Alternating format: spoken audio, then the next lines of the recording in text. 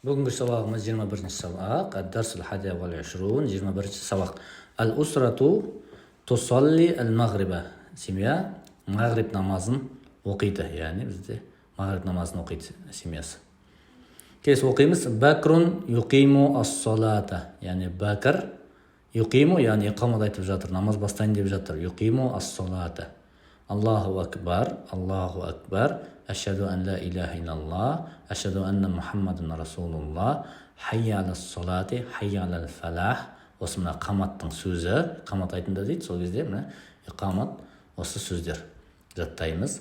Қад қаматис салату, Аллаху акбар, ла илаха илlallah. Осы сөзді мына иқамат, қамат айтуды жаттап аламыз.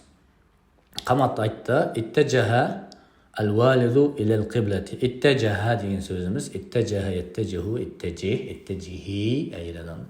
Иттежаха бет бұру, яғни бұрылу деген мағына. Бағытталу деген мағына.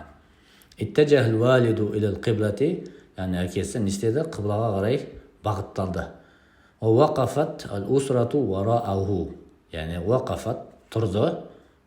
Усрату, яғни семьясы тұрды. Қайда тұрды? Варааху, оның артына. Вараа арты екен белгілі, варааху артында тұрды. Келесі, рафа ал-валиду едейхи ва каббара Аллаху акбар.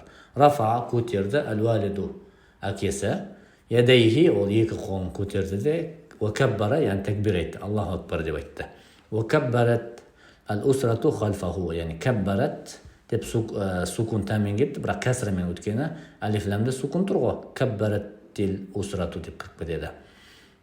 Яғни және әйел тегінде ғой, усрату тәл марбуты болған себепті, әйел тегіндегі сөз тәл марбутымен болады, болғандықтан сол кезде каббарат болды. Халфаху оның артында, яғни оның артында семьясы да тәкбір алды деді. Саллат ал-усрату саласа ракаатин. Саллат, салла намаз оқыды. Юсалли, тусалли, салли және салли, яғни намаз оқы. Саллат болды бұл жерде, тә сукун болды. Одан кейін ләмнен кейінгі алиф мақсура ол да сукун еді, ол түсіп қалды. Саллат ал-усрату саласа ракаатин, яғни семьясы 3 ракаат намазды оқыды. Келесі, қара ал-валиду фи ракаат ал-ула ал-фатихата ва суратан қасиратан. Яғни әкесі бірінші ракаатта фатиха сүресін оқыды, қара оқыды. Ва суратан қасира, және сура деген ол сүре, қасиратан, яғни қысқа сүре оқыды. وقرأ في الركعة الثانية أيضا الفاتحة وسورة. وقرأ جن وقد في الركعة الثانية يكنش ركعة أيضا يعني جن تغدا دي معنى توجه دين جن يكنش ركعة الفاتحة وقد فاتحة سورة جن تغبر سورة وقد وسورة جن سورة وقد بس قبر فاتحة بوليك. قرأ الفاتحة والسورة في ركعتين жахран, яғни қара ал-фатихата, ол әкесінен оқыды, фатиханы және сүрені фи ракаатан, 2 ракағатта, жахран, яғни дауыстап оқу, жахран, дауыстап оқу, сирран, іштен оқу, жахран, яғни 2 фатиха сүресін және 2 сүрені дауыстап оқыды дейді, 2 ракағатта. Бағда ракааты сәнияти қараа әт-тәшәхуда, яғни 2 ракағаттан кейін тәшәхудты оқыды, яғни отырған кезде тәшәхудты оқыды. Офи ракааты сәлисәти қара әл-фатихата сирран. 3-ші ракағатта фатиханы іштен оқыды, сирран, яғни іштен оқыды. Бағда ракааты сәлисәти қара әт-тәшәхуды айдан. 3-ші ракағаттан кейін, яғни отырған кезінде тәшәхудты оқыды. Айдан тоже, яғни оқыды, қайталап оқыды тәшәхудты. Сәлләмә әл-валиду ва сәлләмә жәми'у афрад al-усра.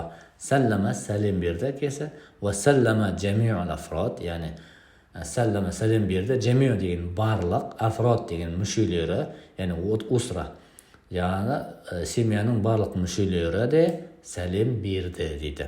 Сәлләмәт әл-усрату алал-ямини ва алал-ясар. Яғни семьясы сәлем берді оң жаққа, алал-ямин, және алал-ясар сол жаққа. Әл-ямин оң жақ, ясар сол жақ. Түсінікті. Ассаламу алейкум ва рахматуллахи ва баракатуху деп айтты. Хатамат әл-усрату ас-салата. Хатамат, яғни аяқтады. Хатама ертегінде Хатамат, әйел тегінде аяқтады, ал-усрату ас-сала, намазды аяқтады. Субханаллахи валхамдулиллахи валлаху акбар деп айтты дейді. Келесі Құранның аяты, Ан-Ниса сүресінің 103 аяты. Иннас-салата кәнат алал муъминина китабан мауқута. Шын мәнінде инна, яғни күшейту, намаз, шын мәнінде намаз, кәнат алал муъминина, муъминдерге үшін, кәнат болды қай? Китабан мауқута, яғни китабан жазылған, мауқута, яғни уақытында, белгілі бір уақыттарда намаз оларға парыз болды, яғни уақыттарында, китабан мауқута, белгілі бір уақыттарында намаз оларға уәжіп болды деген мағына. Келесі сөздерді, әл-калимату жадида, жаңа сөздер. Юқиму, ақама, мады, ақама, юқиму, ақим, ақими, яғни иқамат айту. Акбар, яғни ұлы. Ашхаду, мен куәлік беремін, яғни ашхаду ан ла илаха иллаллах деп айтамыз ғой. Ашхаду, мен куәлік беремін деген. Ән, ол жай ғана жаңағыда екі етікті байланыстырушы мастар мағынасын береді. Иләх деген жаңағыда иләх, яғни Раббымыз, Тәңіріміз иләх дейді, иләх. Илля, яғни тек қана деген мағына келеді. Әнна, ол күшейту мағынасын береді, расында, шынайы, ақиқатында деген күшейту мағынасын береді. Расулун, яғни елші. Хайя, яғни асығыңдар. Хайя, тезетіндер, асығыңдар дегенде. Хайя алас-сала, хайя алал-фалах деп айтады ғой. Яғни намазға, яғни жетістікке асығыңдар деген мағына. Хайя. Әл-фалах, ол жетістік, яғни жетістікке жету. Қады деген сөз, ол шын мәнінде жақындап қалды, ол да бір күшейту мағынасын береді. Рафаа, көтеру. Әл-әбнау, яғни балалары. Бір баласы ол ибнун. Көп балалары әбнау, алиф-лам-мим, әл-әбнау, балалар. Мауқут, яғни белгілі бір уақыт. Мауқут, яғни уақытталған, белгілі бір уақыт деген. Әл-фатихату, Фатиха сүресі. Әт-тәшәһүд, яғни намаздың екінші ракаттан кейін, және соңғы ракатта отыратын әт-тәшәһүд оқу. Жами, барлық. Жахран, ашық айту, яғни дауыстап айту. Сирран, іштен айту. Ассаламу, яғни сәлем. Алейкум, яғни сендерге, ассаламу алейкум, сендерге сәлем болсын деген сөз. Рахма, ол рахымдылық. Баракатуху, оның берекесі, яғни Аллахтың берекесі болсын деген сөз. Субхун, яғни таң. Субх, ол таң. Лухур, яғни лухур уақыты, ол тал түстің уақыты. Аср, яғни аср уақыты. Екінті дейді қазақтарда. Асрун. Айшаун, кешкі, кеш, яғни иша намазы дейді, құптан дейді қазақша. Айшаун. Айдон, яғни біздерде қазақша және тағы да солай секілді деген мағына. Тоже деген орысша келеңде. Субханаллахи, Аллах пәк. Әлләзәни, әлләзәни деген сөз алдында өттік біздер. Әлләзи, который деген мағына, ер тегінде. Әлләти, который әйел тегінде. Әлләзәни, енді екі адамға айтылса, екі нәрсеге. Әлләзәни, екі әйел тегіндегі айтылатын болса, әлләтәни деп айтылады. Әлләзәни, әлләтәни. Түсінікті да? Тек двое, которые, немесе әлләтәни, те двое, которые, бірақ женский род. Келесі әлләти, те которые, әлләти, бірақ әйел тегінде. Әйел тегінде әлләти болады. Ал ер тегінде әлләзина, әлләзина, те которые, солар деген мағына. Иттәжәһә, яғни бағытталды. Бет бұрды, бағытталды деген мағына. Әл-қибла дегеніміз ол қыбла. Түсінікті. Келесі, жаңа сөздердің бәрін жаттаймыз, оқимыз. Бірнеше рет қайталаймыз, жаңа тексті оқимыз. Келесі, ғайн әрпінің фатқа кәсірі даммамен келуі, сөздің ортасы, басы соңында да. Ғазалун, ғидаун, ғуробун. Ғазал білеміз, газел, аң. Ғида, ғада дейді, жаңағыдай тамақ. Ғуробун, яғни қарға. Ға, ғи, ғу. Ға, ғи, ғу. Түсінікті. Келесі, фә әрпі. Сақау фә. Фә, фи, су. Үш харакат қабылдайды, және сөздің басында, ортасында, соңында келу суреттері бар. Саубун, киім. Куммасра, яғни груша, алмұрт. Саласун, сөз басында, және соңында келіп тұр. Сәсесу, сөз басында, ортасында, соңында келу қағидалары. Келесі жаттығу ат-тадрибат, ат-тадрибул аувал. Келесі жаттығуды өздерің оқисыңдар. Алдынан бері біздер оны өттік. Тақраул усрату аль-фатихата. Яғни осы сөздерді бәрін оқып, жазып қайталаймыз. Өзімізге керек біздер осы текстер дәл осылай жаттап алсақ та бірнеше рет оқып. Біздер үшін бұл жаңағыдай сөйлем құрау және запас жаңағыдай сөздер қолдануға. Келесі дәл мен доттың айырмашылығы. Дәдиду, далиду. Дәдиду, далиду. Айырмашылық бар. Да ол жуан әріптер. Дәллә, далла. Дәрбун, дарбун. Рада'a, rada'a. Hadidun, hadidun. Ba'da, ba'da. Ba'idun, maridun. Adda, adda. Durusun, durus da. Durusun, yani da. Durusun. Түсінікті, осы айырмашылықты аңғарамыз. Келесі жаттығу ат-тадрибу салис ашр, 13-ші жаттығу. Келесі сұрақтарға жауап береміз. Кәм ракаатан фи салатил мағриб. Мағриб намазында қанша ракаат бар? Жауап береміз. Қанша? Фи салатил мағриби. Мағриб намазында қанша? Саласа ракаатин. Саласа ракаатин. Дұрыс. ماذا يقرأ المصلي في ركعة الأولى والثانية؟ يعني намаз оқушы, мұсалли, намаз оқытқан адамды мұсалли дейді. Не оқиды? Yani бірінші және екінші ракағатта не оқиды? Мәза, нені оқиды? Жауап береміз. يقرأ المصلي في ركعة الأولى والثانية. Yani намаз оқушы бірінші және екінші ракағатта нені оқиды? Суратул фатихата. Фатихаты, яғни Фатиха сүресін, уа суратын қасиратын, яғни және қысқа бір сүре оқиды. Үшінші сұрақ. Маза яфалу ал-мусалли әндама юкаббиру лиссала. Намаз оқушы тәкбир алған кезде, намаз үшін, намазға тәкбир алғанда не істейді? Не істейді? Қолын көтеріп, Аллаху акбар деп айтады. Дұрыс па? Сол кезде біз қалай жауап береміз? Яфалу мусалли, яғни юкаббиру ал-мусалли лиссала дейміз. Биқаули Аллаху акбар деп.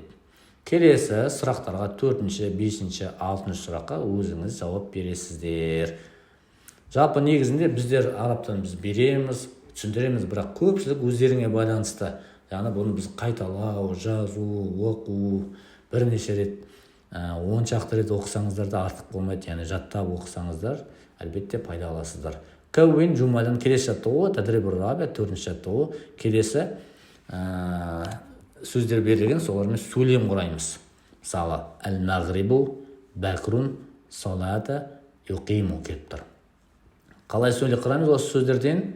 Юқиму, дұрыс. Юқиму қамат айтады. Кім? Бәкрун. Бәкір қамат айтып жатыр. Не жатқа? Қай намазға? Салатыл мағриб. Юқиму бәкрун, салатыл мағриб. Яғни Бәкір мағриб намазына қамат айтып жатыр. Келесі, екінші, Мұхаммадан, Аллахи, әнна, Расулу және әшхәду. Осы екінші сұрақтағы сөздердегі қолданып сөйлем қандай құраймыз? Дұрыс. Әшхәду, мен куәлік беремін. Әнна Мұхаммадан, шын мәнінде Мұхаммад, Расулуллах, Аллахтың елшісі. Үшінші, Al-Ula, бірінші, Al-Abu Ake, Al-Fatiha, Fatiha, Al-Raka, Rakaat, Fi және Qara'a оқыды. Қалай жазамыз? Qara'a оқыды, Al-Abu, Qara'a Al-Abu, Fi Al-Rakaat Al-Ula, бірінші ракаатта, Al-Fatihata, яғни әкесі бірінші ракаатта Фатиха сүресін оқыды деп жауап береміз және жазамыз, бірінші рет қайталаймыз. 4-ші, 5-ші, 6-ші жаттығуларды өздеріңіз орындайсыздар. Келесі тадрибул хамис 5-ші жаттығу фахмул мақру, жаңағы оқыған нәрсеге түсінігі бойынша жұмыс жасаймыз. Яғни келесі сөйлемдерге дұрысын жаңағыдай мына птичка белгісін қоямыз. Мысалы, джаласатил усра, мысалы, ва қараатил фатихата, ва қараатил сурат, ва қараатил ташахуд. Яғни отырған кезде, семьясы отырған кезде не оқыды? Дұрыс, ташахудты оқыды. Ва қараатил ат-ташахуда. Яғни ташахудта оқыды. Рафаал абу ядейхи ва қала, әкесі қолды көтерді, не деп айтты? Аллаху акбар деп айтты. Дұрыс, дәл солай. Екіншісі фи ракати сания қарал абу, екінші ракатта әкесі оқыды. Нені оқыды екінші ракатта? Әл-фатихата ва суратын, фатиха және сүре оқыды. Жаңағы алдыңғы өткен текст бойынша жауап береміз. Кейін 3, 4, 5, 6-ны өздеріңіз орындайсыздар. Келесі жаттығу ат-тадрибу ас-садис, 6-шы жаттығу әкмел, толықтар дейді. Біріншісі яқрау ал-мусалли, көп нүкте, содан кейін фи ракати ас-салисати, содан кейін көп нүкте. Не жасаймыз? Қалай айтамыз? Яқрау ал-мусалли, намаз оқушы нені оқиды? Әл-фатихата, фатиханы оқиды. Фи ракати ас-салисати, үшінші ракатта. Көп нүктені орнына қалай нені қоямыз? Сирран, яғни ішінен оқиды. Екінші яқулу бакрун, бәкір айтады, содан көп нүкте, ала-салати, содан кейін хаяла, көп нүкте. Не деп айтамыз? Яқулу бакрун, не деп айтамыз? Иқамат ала-сала, яғни иқамат айтады. Хаяла деген не айтамыз? Хаяла-салати, хаяла-фалахи, қад қаматис-салату, Аллаху акбар деп иқаматты жаңа жаттағанды айтамыз. 3-ші, 4-ші, 5-ші, 6-шыны өзіңіздер қоясыздар. 5-шінде инна салата канат алал муъминина китабан мауқута, намаз мұсылмандарға белгілі бір уақытта парыз қылынды, уақытында. Соны өздеріміз қойып шығамыз да, бірнеше рет оқып қайталаймыз. Ат-тадрибу ас-сабиа, 7-ші жаттығу, да күллі калиматин фи жумлатин, келесі сөздерді сөйлемдерге қойыңдар, яғни сөйлем құрастырамыз. Юқиму, ашхаду, рафаа, саллат, каббара, қасирatan, сирран, жахран, ал-ула, ас-сания, ас-салиса, ас-салам. Осы сөздерді қолданып бір 3-4 сөйлем құраймыз. 3-4 сөйлем құраймыз. Келесі жаттығу ат-тадрибу ас-сами. Мына жаттығу мен оңай деп ойлаймын сендер үшін. Өйткені алдындағы тексті көп оқып, алдындағы мына сабақты бәрі түсінсеңіздер, бұны жасап тастайсыз. Қиын болса да, бірақ оны жасау керек. Ат-тадрибу ас-сами, 8-ші жаттығу. 8-ші жаттығуға келетін болсақ, маза тафалу усрату инда салатил магриб. Яғни семьясы магриб намазы кезінде не істейді? Яғни дұрыс сөйлемнің алдына мынандай белгісін қоямыз, ал дұрыс емес болатын болса, оған X сөз, дұрыс емес деген белгіні қоямыз. Мысалы, яркаул абу арба ракаатин, яғни мағриб намазы үшеу ғой. Сондықтан яркаул арба ракаатин, 4 ракаат қылады әкесі. Жоқ, дұрыс емес. Қалай болады ол? Яркаул абу таласа ракаатин, әкесі 3 ракаат оқиды. Дұрыс, осындай белгі қоямыз. Келесі мына 1-ден 9-ға дейінгі бәрін сөйтіп шығамыз. Мысалы, яшсуду абу хамса маррат, әкесі 5 рет сәжде қылады. Дұрыс па, дұрыс емес па? Дұрыс емес. Яқрау сирран фи ракаати ас-санияти. Екінші ракаатта, біз мағриб намазы туралы айтып отырмыз. Екінші ракаатта ішінен оқиды. Дұрыс па, дұрыс емес па? Екінші ракаатта жоқ, дауыстап оқиды. Демек, ол дұрыс емес. Яқрау жахран фи ракаатил ула. Бірінші ракаатта дауыстап оқиды. Дұрыс па, дұрыс емес па? Дұрыс, дауыстап оқиды. Фатиха және қысқа сүрені оқиды. Дәл солай 4-тен 9-ға дейін мына сөйлемдерді оқып, өзіміз практика жасаймыз. Келесі ат-тадрибу ат-таси, 9-шы жаттығу. Алдында біз бұны өткен болатынбыз, бірақ тағы да қайталау. Мысалы, енді екілік жасаймыз. Әйел тегіндегі сөздерден екілік жасаймыз. Алдында біз әйел тегінде өткен болатынбыз, бірақ тағы да. Қараңыз, мухандисатун, әйел. Мухандисатун, тәл марбут қосылса, ол әйел тегінде ауыстырып жібереді. Енді екі әйел дейтін болсақ, мухандисатани. Көп нүктені орнына қойып шығамыз жанына. Талибатун, талибатани. Мударрисатун, мударрисатани. Тилмизатун, тилмизатани. Харисатун, харисатани. Дәл солай қалған орындап шығамыз. Келесі жаттығу ат-тадрибу ал-ашр, 10-шы жаттығу. Бұл сабақта негізі текст беріледі, оны оқып, сол текст бойынша көп практика беріледі. Ол өте керемет, негізі жақсы. Ат-тадрибу ал-ашр адамның ойын, ойлауына, жұмыс жасауына септігін тигізеді, және тез үйренуге. Ат-тадрибу ал-ашр, 10-шы жаттығу. Хадил амр وضعه في جملة كالمثال. яғни біз әмір етістігін бер және келесідей сөйлем құрастыр дейді. Мысалдағыдай, мысалы ракаа рүку қылды. Қалай айтамыз біздер? Ирка я саиду. Рүку қыл ей саид. Иркаи я фатимату. Рүку қыл ей фатима. Яғни әйел тегінде және ер тегінде. Масаха қалай айтамыз? Имсах я саиду. Имсахи я фатимату. جلس يجلس اجلس يا سعيد اجلسي يا فاطمة. غسل يغسل اغسل اغسل يا سعيد اغسلي يا فاطمة. فتح يفتح افتح افتحي. دخل يدخل ادخل ادخلي. خرج يخرج اخرج اخرجي. түсінікті, дұрыс па? В принципе, бұл жерде біздер қиындық көрмейтін сияқтымыз. Осы жерден аяқтаймыз. Сабақтың бәрін қайталап жақсы оқып келеміз.